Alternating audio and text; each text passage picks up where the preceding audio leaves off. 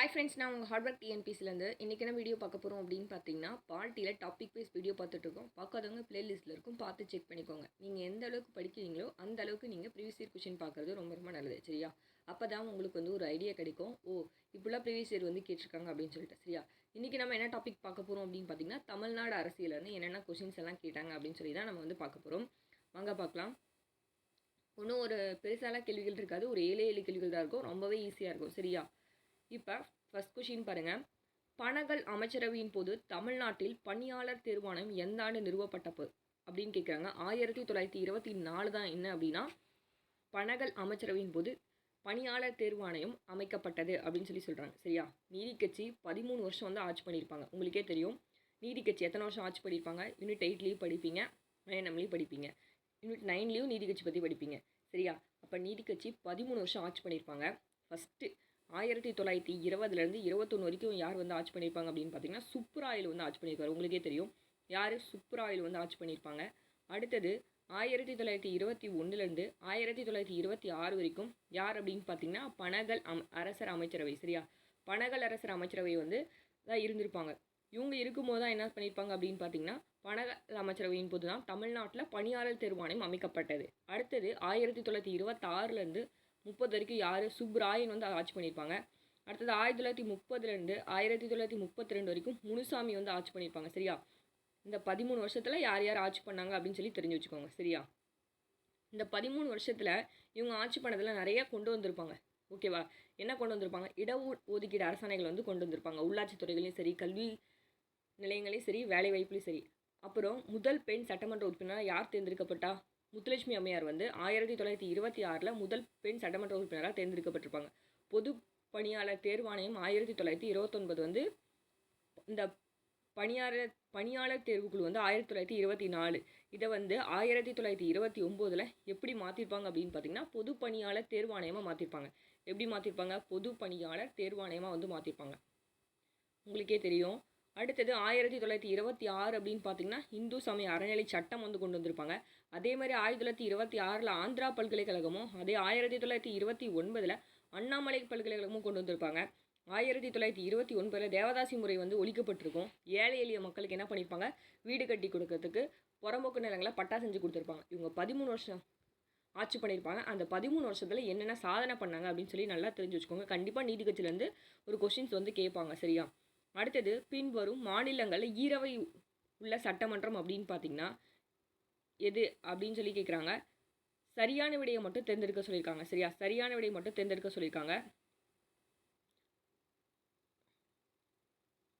அப்போ ஈரவை சட்டமன்றம் எங்கெங்கே இருக்குது அப்படின்னு தெரிஞ்சால் தான் நம்ம இந்த கொஷின்ஸ் வந்து ஆன்சர் பண்ண முடியும். ஃபஸ்ட்டு ஈரவை சட்டமன்றம் எத்தனை மாநிலங்கள் இருக்குது அப்படின்னு பார்த்தீங்கன்னா 6 மாநிலங்கள் ஈரவை சட்டமன்றம் இருக்குது. அது ஓகேவா? அதுதான் என்ன சொல்லுவாங்க அப்படின்னு பார்த்தீங்கன்னா சட்ட மேலவை. ஓகே, சரி. ஈரவை சட்டமன்றங்கள் எப்படி ஈஸியாக ஞாபகம் வச்சுக்கிறது அப்படின்னு சொல்லி பார்க்கலாம். 6 இருக்கா? அப்போ நீங்கள் எப்படி ஞாபகம் வச்சுக்கிறீங்க? இது ஒரு ஷார்ட்கட்டு, நல்லா ஞாபகம் வச்சுக்கோங்க. அப்பு, கேடிஎம், ஓகேவா? KTM, bike, okay, bike, AB. Appu KTM bike, ஓகேவா? ஏபின்னு சொல்லி ஞாபகம் வச்சுக்கோங்க, ஓகேவா? இன்னொரு டைம் நல்லா எழுதுகிறேன் பாருங்கள். யூபி, அப்பு, கேடிஎம் பைக்கு, ஏபி, சரியா? இப்போ அப்பு அப்படின்னா உத்தரப்பிரதேஷ், ஓகேவா? அப்பு அப்படின்னா உத்தரப்பிரதேஷ். கே அப்படின்னு பார்த்தீங்கன்னா கர்நாடகா, சரியா? கே அப்படின்னா கர்நாடகா. அடுத்தது பைக் அப்படின்னு பார்த்தீங்கன்னா பீகார், சரியா? பைக் அப்படின்னு பார்த்தீங்கன்னா பீகார். ஏபி அப்படின்னு பார்த்தீங்கன்னா ஆந்திரப்பிரதேஷ், ஓகேவா? ஆந்திரப்பிரதேஷ், சரியா? ஏபி அப்படின்னு பார்த்தீங்கன்னா ஆந்திரப்பிரதேஷ், ஓகேவா? அப்போ பீகார் வந்துருச்சு, கர்நாடகா வந்துருச்சு, ஆந்திரப்பிரதேஷ். அப்புறம் தெலுங்கானா, இந்த டி இருக்குல்ல, இந்த டி அப்படின்னா தெலுங்கானா. எம் அப்படின்னு பார்த்தீங்கன்னா மகாராஷ்டிரா. கர்நாடகா, தெலுங்கானா, மகாராஷ்டிரா. இப்போ இதை வச்சு போடலாம். பீகார் இருக்குது, கர்நாடகா இருக்குது, அதுக்கப்புறம் ஆந்திரப்பிரதேஷ் இருக்குது. அப்போ குஜராத் மட்டும் இல்லை. அப்போ தவறானது என்ன? ஆப்ஷன் 2 மட்டும் வரும், சரியா? இது மட்டும் நல்லா ஞாபகம் வச்சுக்கோங்க. அப்பு, கேடிஎம் பைக், ஏபி அப்படின்னு ஞாபகம் வச்சிட்டிங்கன்னா அப்பு அப்படின்னா உத்தரப்பிரதேஷ், கே அப்படின்னு பார்த்தீங்கன்னா கர்நாடகா, டி அப்படின்னு பார்த்தீங்கன்னா தெலுங்கானா, அதுக்கப்புறம் எம் அப்படின்னா மகாராஷ்டிரா, பைக் வச்சுக்கோங்க பீகார், ஏபி அப்படின்னு பார்த்தீங்கன்னா ஆந்திரப்பிரதேஷ். அப்போ ஈரவை சட்டமன்றங்கள் கொண்ட மாநிலங்கள் அப்படின்னு பார்த்தீங்கன்னா பீகார், கர்நாடகா, உத்தரப்பிரதேசம். அப்போ ஆன்சர் என்ன வரும் அப்படின்னு பார்த்தீங்கன்னா ஆப்ஷன் பி வந்து வரும்.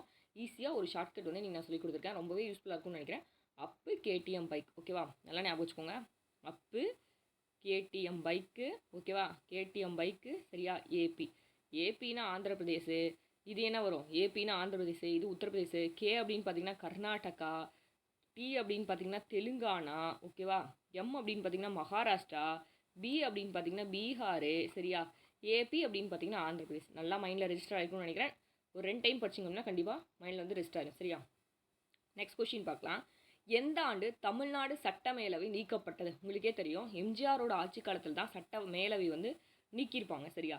அப்போ எந்த வருஷம் அப்படின்னு கேட்டாங்கன்னா 1986. யாரோட ஆட்சி காலத்துலன்னு சொல்லி உங்களுக்கே தெரியும், எம்ஜிஆரோட ஆட்சி காலத்தில் என்ன பண்ணியிருப்பாங்க? சட்ட மேலவை நீக்கப்பட்டிருக்கும். Next question. காமராஜர் தமிழக முதலமைச்சராக எத்தனை வருஷம் பணியாற்றினார் அப்படின்னு கேட்குறாங்க. 9 வருஷம் என்ன பண்ணியிருப்பார் அப்படின்னு பார்த்தீங்கன்னா காமராஜர் வந்து பணியாற்றியிருப்பார், சரியா? காமராஜர் எத்தனை வருஷம்? 1954 63 வரைக்கும் என்ன பண்ணியிருப்பார் அப்படின்னு பார்த்தீங்கன்னா பணியாற்றியிருப்பார். 1954 1963 வரைக்கும் வந்து பணியாற்றியிருப்பார். இவர் என்ன பண்ணாரு? கேப்லான் திட்டம் வந்து கொண்டு வந்திருப்பார், சரியா? இந்த கேப்லான் திட்டம் வந்து கொண்டு வந்தனால தான் இவரோட பதவி விலகிறதுக்கு வந்து இது காரணமாக இருந்துச்சு, சரியா? இவர் வந்த ஆட்சி காலத்தில் நிறைய சட்டங்கள்லாம் கொண்டு வந்திருப்பாரு. என்ன பண்ணியிருப்பாரு? எட்டயபுரத்தில் இலவச மதிய உணவு திட்டம் வந்து கொண்டு வந்திருப்பாரு. அடுத்தது தமிழ் மொழியை ஆட்சி மொழியாக்கியிருப்பாரு. அதுக்கப்புறம் என்ன பண்ணியிருப்பாரு? தொழிலாளர் கூலி நிறைய சட்டம் வந்து கொண்டு வந்திருப்பாரு. தமிழ்நாடு பஞ்சாயத்து சட்டம் வந்து கொண்டு வந்திருப்பாரு. சென்னை நில சீர்திருத்த சட்டம் வந்து கொண்டு வந்திருப்பாரு, சரியா?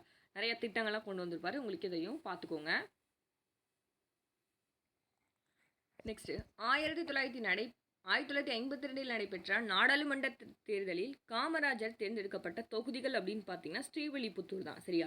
1952 தேர்தல் வந்து நடந்திருக்கும், ஓகேவா? நாடாளுமன்ற தேர்தலில் காமராஜர் தேர்ந்தெடுக்கப்பட்ட தொகுதி அப்படின்னு பார்த்தீங்கன்னா ஸ்ரீவில்லிபுத்தூர். இவர் ஆட்சி பண்ணது அப்படின்னு பார்த்தீங்கன்னா 9 வருஷம் தான் ஆட்சி பண்ணியிருப்பாரு. போன கொஸ்டின்லேயே பார்த்தோம். 1954 63 வரைக்கும் ஆட்சி பண்ணியிருப்பாருன்னு பார்த்தோம். அவர் என்ன பண்ணியிருப்பார் அப்படின்னா நிறைய தொழிற்பேட்டைகளை வந்து அமைச்சிருப்பாருன்னு பார்த்தோம். மதிய உணவு திட்டத்தை வந்து கொண்டு வந்தாருன்னு பார்த்தோம். ஸ்கீம் கொண்டு வந்ததுனால தான் இவரோட பதவி விலகலுக்கு இதுவே காரணமாக இருந்துச்சு அப்படின்னு சொல்லி பார்த்தோம், ஓகேவா? இப்போ என்ன கேட்டிருக்காங்க அப்படின்னா நாடாளுமன்ற தேர்தலுக்கு தேர்ந்தெடுக்கப்பட்ட தொகுதி அப்படின்னு பார்த்தீங்கன்னா ஸ்ரீவில்லிபுத்தூர் வந்து தேர்ந்தெடுத்திருப்பாரு. கால வரிசைப்படி மதராஸ் மாகாணத்தின் முதலமைச்சர்களை வரிசைப்படுத்த சொல்லியிருக்காங்க. நம்ம இப்போ தான் பார்த்தோம் கொஞ்ச நேரத்துக்கு முன்னாடி, ஓகேவா? ஃபஸ்ட்டு யார் வருவாங்க அப்படின்னு பார்த்தீங்கன்னா சுப்ராயலு செட்டியார் வந்து வருவாங்க, சரியா? செகண்ட் அப்படின்னு பார்த்தீங்கன்னா யார் வருவாங்க அப்படின்னு பார்த்தீங்கன்னா பி சுப்ராயன் வந்து வருவாங்க. தேர்ட் அப்படின்னு பார்த்தீங்கன்னா முனுசாமி நாயுடு, சரியா? அவங்களோட ஆட்சி காலத்தை வச்சு நம்ம முன்னையே சொன்னோம் ஃபஸ்ட்டு படிக்கும் போதே, அப்படி தான் நம்ம வந்து வரிசைப்படுத்தணும். அடுத்தது யார் அப்படின்னு பார்த்தீங்கன்னா பிடி ராஜன். அடுத்தது யார் வருவாங்க அப்படின்னு பார்த்தீங்கன்னா சி ராஜாஜி, சரியா? அடுத்தது சி ராஜன். அப்போ ஆன்சர் என்ன வரும் அப்படின்னு பார்த்தீங்கன்னா ஆப்ஷன் பி வந்து வரும், ஓகேவா? இப்போ நீதி கட்சி 13 வருஷம் ஆட்சி பண்ணியிருப்பாங்க. யார் யார் எந்தெந்த வரிசையில் வந்து ஆட்சி பண்ணாங்க ஆர்டராக வந்து நீங்கள் பார்த்து வச்சுக்கோங்க, சரியா? நெக்ஸ்ட்டு 1920 தமிழகத்தில் நடைபெற்ற தேர்தல் மூலம் தமிழ்நாட்டின் முதலமைச்சரானவர் தான் யார் அப்படின்னு பார்த்தீங்கன்னா சுப்ராயலு ரெட்டியார் தான் தமிழகத்தோட ஃபஸ்ட்டு 1920 தமிழகத்தில் தேர்தல் நடந்திருக்கும். அப்போ தமிழ்நாட்டின் முதலமைச்சர் ஆனவர் யார் அப்படின்னு பார்த்தீங்கன்னா சுப்ராயலு ரெட்டியார் வந்து முதலமைச்சர் ஆகிப்பார், ஓகேவா? இப்போ ஒரு 8 கொஸ்டின்ஸ் வந்து பார்த்துருக்கோம். ரொம்பவே ஈஸியாக இருந்திருக்கும்னு நினைக்கிறேன், ஓகேவா? இப்போ இன்றைக்கி ஒரு விஷயம் வந்து நம்ம தெரிஞ்சுக்கிட்டோம். சட்ட மேலவை அப்படின்னு பார்த்தீங்கன்னா அப்பு கேடிஎம் பைக்கு ஏபி அப்படின்னு சொல்லி கொடுத்தேன். அதுக்கப்புறம் காமராஜர் பார்த்தீங்கன்னா கேப்லான் திட்டம் 1954 63 வரைக்கும் பார்த்தோம். நிறைய தொழிற்பேட்டைகள் வந்து அமைச்சிருப்பாருன்னு பார்த்தோம். மதிய உணவு திட்டத்தை வந்து அறிமுகப்படுத்தினார், சரியா? அப்போ காமராஜர் பற்றி பார்த்தோம். அதுக்கப்புறம் பொது பணியாளர் தேர்வாலயம் அமைக்கப்பட்டிருக்கும். பணியாளர் தேர்வுக்குழு யாரோட ஆட்சி காலத்தில் அமைக்கப்பட்டது அப்படின்னு சொல்லி பார்த்தோம். ஓரளவுக்கு ஒரு ஐடியா கிடச்சிருக்குன்னு நினைக்கிறேன். ஓகே, இந்த வீடியோ உங்களுக்கு ரொம்ப பயனுள்ளதாக இருக்கும்னு நினைக்கிறேன். ஏதாவது வேணும் அப்படின்னா கீழே கமெண்ட் பாக்ஸில் கமெண்ட் பண்ணுங்கள். தேங்க்ஸ் ஃபார் வாட்சிங்.